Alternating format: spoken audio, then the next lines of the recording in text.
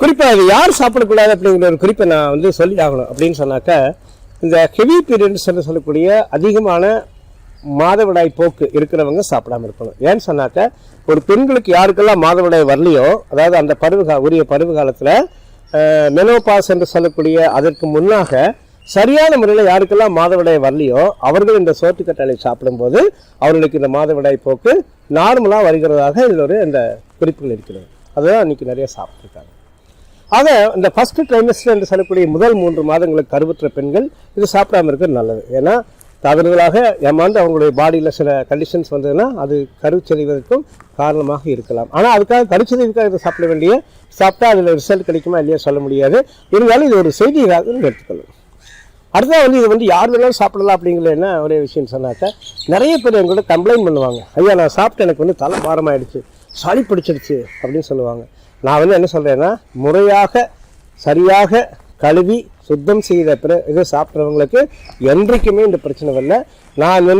நான் ஒரு இயற்கை மருத்துவராக நான் என்னுடைய கேரியர் ஆரம்பித்து இயற்கை வேளாண்மையில் போய் இன்றைக்கி சோற்றுக்கற்றாழை மட்டுமே நான் பயணித்துட்டு இருக்கிற நேரத்தில் இது மாதிரியான பிரச்சனைகளுக்கு நான் ப்ராக்டிஸ் பண்ணுறதில்ல. இருந்தாலும் அவங்களுக்கு என்ன சொல்கிறேன்னா, ஆலோசனையாக சோற்றுக்கற்றாழை சாப்பிடுங்க, வீசிங் இருக்கா சோற்றுக்கற்றாழை சாப்பிடுங்க, சைனசிட்டிஸ் இருக்கா சோற்றுக்கற்றாழை, உங்களுக்கு டிபி இருக்கா சோற்றுக்கற்றாழை, ஆஸ்துமா இருக்குதா சோற்றுக்கற்றாழை. ஏன்னா சோற்றுக்கற்றாழை அந்த உடலில் இந்த டாக்ஸிக்கு நீத்தி நல்ல விதமாக செயல்பட்டு நமக்கு உடம்புக்கு தேற்றி கொடுக்கக்கூடிய அற்புதமான விஷயம் இருக்குது. இதில் இல்லாத அதாவது அருமையான நல்ல வைட்டமின்ஸ் இருக்குது, மினரல்ஸ் இருக்குது. குறிப்பாக விட்டமின் B12 என்று சொல்லக்கூடிய ஒரு முக்கியமான பொருள் இது இருக்குது. இந்த விட்டமின் B12 கோழிக்கறி ஆட்டுக்கறி போன்ற அனிமல் மீட்டில் தான் இருக்கும். ஆனால் இந்த சோற்றுக்கற்றாழை நீங்கள் சாப்பிட்டா அசைவம் சாப்பிடாமலேயே அசைவம் சாப்பிட்ட அளவுக்கு நீங்கள் சத்து பெறக்கூடிய அளவு இந்த வைட்டமின் B12 இருக்குது. எல்லா மினரல்ஸுமே நல்ல நமக்கு பாடிக்கு தேவையான மினரல்ஸ் இருக்குது. அதே போல் டேஸ்ட் மினரல்ஸ் இருக்குது. பாலிசாக்கரைடு என்று சொல்லக்கூடிய ஒரு சர்க்கரை சத்து இருக்குது. இதில் கொழுப்பு கிடையாது, எல்லாமே நீர் சத்து தான். ஆனால் இதை சாப்பிடும்போது உங்களுக்கு என்னென்னா நல்லா ஜீரணமாகிறது, எளிதாக மலம் கழிகிறது. இந்த பைல்ஸ் என்று சொல்லக்கூடிய மூலவியாதிக்கு இது நல்ல ஒரு உசவு, அதாவது ஒரு லூப்ரிகண்டாக இது செயல்படுகிறது. அப்படிப்பட்ட ஒரு விஷயம் தான் நம்ம கையில் சோற்றுக்கற்றாழை இருக்கிறது. ஆக உணவுன்னு சொல்லும்போது நிறைய பண்ணலாம். இந்த உணவில் இன்னொரு வகை நான் அல்வா பண்ணித்தரேன். சோற்றுக்கற்றாழை அல்வா, குமரி அல்வான்னு சொல்லுவாங்க. நெய் சேர்த்துலாம் குமரிக்கிறதன் இது நெமரி காலம் அல்லது அல்வா. சாதாரணமாக சோற்றுக்கற்றாழை சாறு, நாட்டு சர்க்கரை, பசு மாட்டு நெய், பன்னி மாட்டு நெய் அல்ல பசு மாட்டு நெய். இந்த பசு மாட்டு நெய்யை அதை சேர்த்து மூணையுமே சேர்த்து ஒரு பங்கு சோற்றுக்கற்றாழை, ஒரு பங்கு நாட்டு சர்க்கரை, அரை பங்கு அல்லது 3/4 பங்கு பசு மாட்டு நெய் போட்டுட்டு நீங்கள் காய்ச்சினீங்கன்னா அழகாக அற்புதமாக குழந்தைகளிலிருந்து பெரியவங்க வரைக்கும் எல்லாருமே சாப்பிடக்கூடிய அளவில் ஒரு அற்புதமாக அல்வா கிடைச்சிது. இந்த அல்வாவை சர்க்கரை வியாதிகள் சாப்பிடலாம், யாரும் வேணாலும் சாப்பிடலாம். ஏன்னா இந்த அல்வா சாப்பிடும்போது இதில் சோற்றுக்கற்றாழை என்கிற மருந்து மாதிரி இருக்கிறது. இன்னொரு உண்மை என்னென்னா, நாட்டு சர்க்கரையும் நல்ல பசுமாட்டு நெய்யும் யாருக்கும் எந்த விதமான கெடுதலும் செய்யாது. சர்க்கரை வியாதிக்காரங்க கூட சாப்பிடலாம். ஒபேசிட்டி இருக்கிறவங்க, கொழுப்பு அதிகமாக இருக்கிறவங்க கூட சாப்பிடலாம். சுத்தமான நெய் சாப்பிடும்போது நம்ம உடம்புல கெட்ட கொழுப்புகள் அழிந்து நல்ல கொழுப்புகள் அதிகமாகிறது. அதே மாதிரி நாட்டு சர்க்கரை சேரும்போது இது நம்முடைய தேவையற்ற குளுக்கோஸ் லெவல் அதிகரிக்காம உடம்புக்கு தேவையான எனர்ஜியும் உடம்புக்கு தேவையான எல்லா நல்லதும் சேர்னால நாட்டு சர்க்கரை சேர்க்கிறது.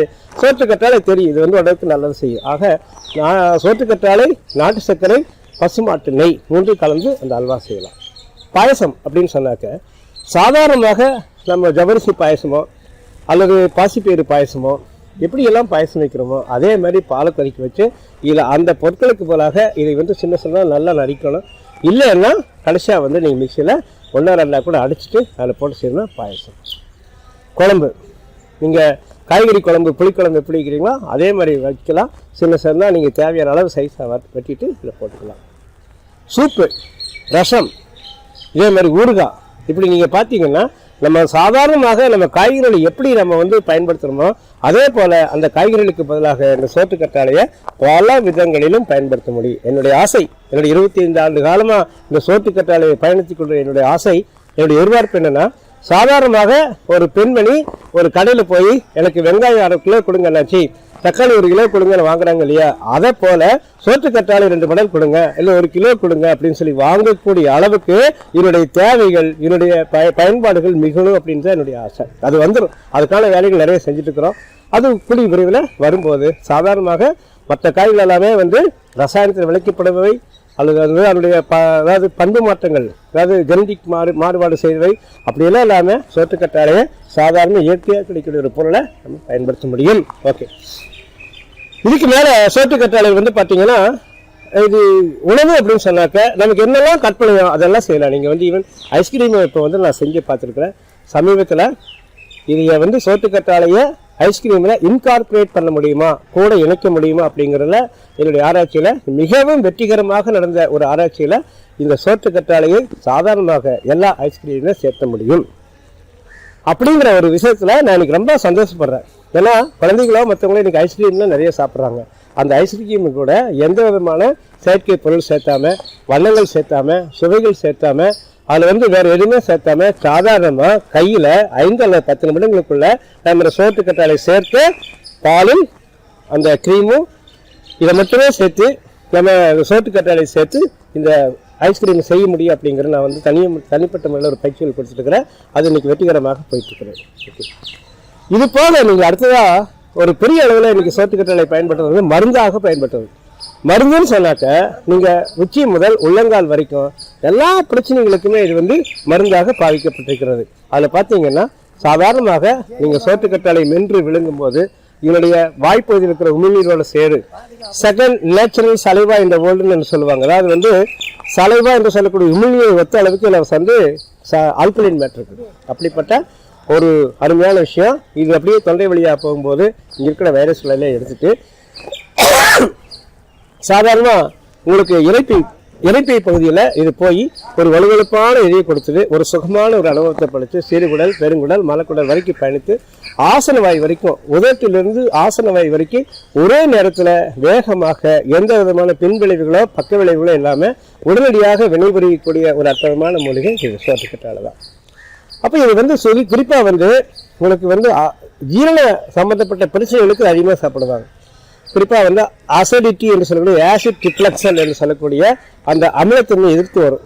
அதுக்காக இதை சாப்பிடும்போது சரியாகிறது. ஐபிஎஸ் என்று சொல்லக்கூடிய இரிட்டபிள் பவுல் சிண்ட்ரோம் சொல்லுவாங்க. அது வந்து என்னன்னா சாப்பிட்ட உடனே நமக்கு அஜீரண கோளாறுகள் வந்து அதை வந்து சரி பண்ணுறதுக்காக இது செய்கிறாங்க. ஜீரண கோளாறு அதிகமாக சீக்கிரமாக வந்து உங்களுக்கு ஜீரணம் ஆகலை அப்படிங்கிறது, மலச்சிக்கல், பைல்ஸ், இந்த மாதிரியான விஷயம் எல்லாத்துக்குமே வந்து இந்த சோற்றுக்கற்றாழை மிக அழகாக பயன்படுகிறது. இது ஒரு விஷயம். ரெண்டாவது வந்து பார்த்தீங்கன்னா ஒரு சாதாரண மூட்டு வலி, இந்த மாதிரியான மூட்டு வலி, கால் வலி, கை வலிக்கு எல்லாமே இந்த சோற்றுக்கற்றாழையினுடைய ஜெல்லை வெறும் பச்சையாகவே நீங்கள் எடுத்து செய்யலாம். ஒரே ஒரு மருத்துவ குறிப்பு மட்டும் சொல்ல எந்த விதமான வலி ஆனாலும் வீக்கல் அல்லது முட்டு, அதாவது வந்து மொக்கைன்னு சொல்லுவாங்க, இந்த மாதிரி இடத்துல சோற்றுக்கற்றாழையை 3 பகுதி எடுத்து ஒரு பக்கம் ஓப்பனாக வச்சுக்கணும். இதையே சோற்றுக்கற்றாழை அதாவது தோசைக்கல்லை சுட வச்சு அது மேலே லேசாக மேலே வச்சிங்கன்னு சொன்னாக்க சூடு வந்துடும்.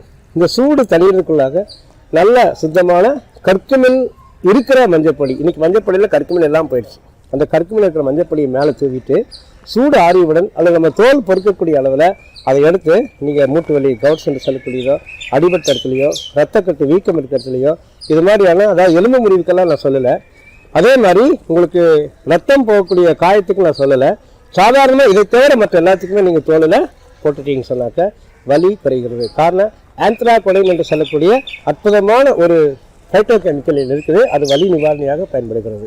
ஓகே, இப்படி இதோட என்னன்னா கர்ப்பப்பை சார்ந்த அத்தனை பிரச்சனைகளுக்குமே இதுதான் வந்து ஒரு நல்ல ஒரு மூலிகையாகவும் நல்ல தீர்வாகவும் இருக்கிறதுன்னு சொல்லி காலங்காலமாக அதை பற்றி வலியுறுத்தி சொல்லப்பட்டிருக்கிறது நம்முடைய தமிழ் மருத்துவம். குறிப்பாக வந்து இன்றைக்கி எத்தனையோ பேர் எல்லாம் வாயில் விளையாத அளவுக்கு கர்ப்பப்பை சார்ந்த பிரச்சனைகளை சொல்கிறாங்க. பிசிஓடி, ஹைட்ராய்ட்ஸ், சிஸ்ட்டு, இது மாதிரி நிறைய சொல்கிறாங்க. அதுக்கெல்லாமே வந்து அன்றைக்கெல்லாம் பேர் தெரியல, ஆனால் தீர்வுகள் கொடுத்தாங்க.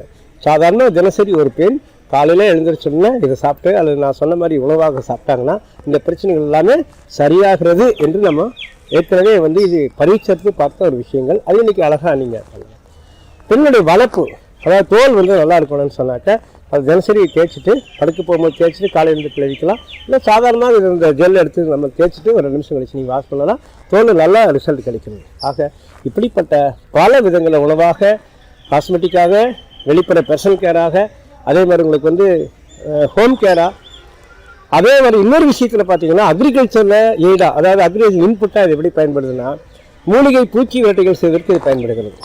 கசப்பான ஒரு விஷயம்.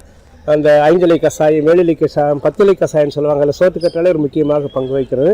சாதாரணமாகவே நீங்கள் வீட்டில் நிறைய சோத்துக்கற்றாழை தோட்டம் நிறைய கிடச்சுன்னா அரிஞ்சு போட்டுட்டு கோமியத்தோடு சேர்த்து கலந்து ஒரு இரவு 2 இரவு விட்டிங்கன்னா நல்லா ஃபெர்மெண்டேஷன் ஆகிடும். அதை எடுத்து நீங்கள் செடியில் கிடைக்கும்போது மூலிகை பூச்சி வெட்டியாக பயன்படுகிறது. இன்னும் கூட ஏதாவது ஒரு குறிப்பிட்ட பயிரில் அந்த குறிப்பிட்ட நிலத்தில் அமிலத்தன்மை அதிகமாக இருக்கிறதோ குறைவாக இருக்குது அப்படிங்கிற இடத்துல இந்த சோத்துக்கடையை கரைச்சி தண்ணியை விட்டிங்கன்னா அமிலத்தன்மை, அந்த மண்ணினுடைய அமிலத்தன்மை ஆப்டிமமாக வருகிறது என்பது பல வெளிநாடுகளில் ஆராய்ச்சி செய்யப்பட்ட ஒரு விஷயம். அதனால் மண்ணினுடைய அமிலத்தன்மை மாற்றி அமைக்கக்கூடிய ஒரு சக்தி வாய்ந்தது இந்த சோத்துக்கற்றாழை. இதே என்னென்னா நல்லா வெட்டி போட்டு நிறைய கிடைக்குன்னு சொன்னாக்க நல்லா வெட்டி இதை கிரீன் மெனூரா, அதாவது பசை அதை பச்சையான ஒரு எருவாக நீங்கள் பயன்படுத்த முடியும். அப்படி பல வகையில் அக்ரிகல்ச்சர் கூட இது பயன்படுகிறது. அந்த அளவில் இந்த சோத்துக்கற்றாழை பல்வேறு முகமான பல்வேறு மற்ற பயன்கள் இருக்கிறதுனால இந்த சோத்துக்கற்றாழை பொறுத்த வரைக்கும் கடந்த 25 ஆண்டுகளுக்கு மேலாக மட்டுமில்லை, இது வெளிநாட்டவர்கள் இந்த நேரத்தில் பயிற்சி எடுத்து போகிறாங்க. இந்தியாவில் எல்லா மாநிலங்களிலுமே போய் நான் இதை பயிற்சி கொடுக்குறேன். குறிப்பாக நாக்பூர், டெல்லி, பெங்களூர் போன்ற அந்த மாதிரி சிட்டியிலெல்லாம் போய் நம்ம நிறைய அதுக்காக பயிற்சிக்கு அழைக்கிறாங்க.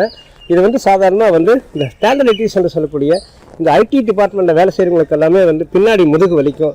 அவங்க அப்படியே குளிஞ்சிடும். அவருக்கு இது மசாஜ் பண்ணலாம் சூப்பராக இருக்கும். அப்படி எல்லாமே நம்ம வெளியே போய் பண்ணிக்கிட்டு வரோம். அதனால் இது ஒரு அற்புதமான நம்ம இழந்து போன இனிமேல் மீட்டெடுக்கக்கூடிய ஒரு எளிதான இந்த சோத்துக்கற்றாழையை பொறுத்த வரைக்கும் இனி நிறைய தேவையான செய்திகள் வந்ததுன்னா என்னை தொடர்பு கொள்ளலாம். என்னை தொடர்பு கொள்ளும்போது நீங்கள் எப்போ வேணாலும் தொடர்புல என்னுடைய எண்ணம் நான் குறிப்பிட்டால் நல்லாயிருக்குன்னு நினைக்கிறேன்.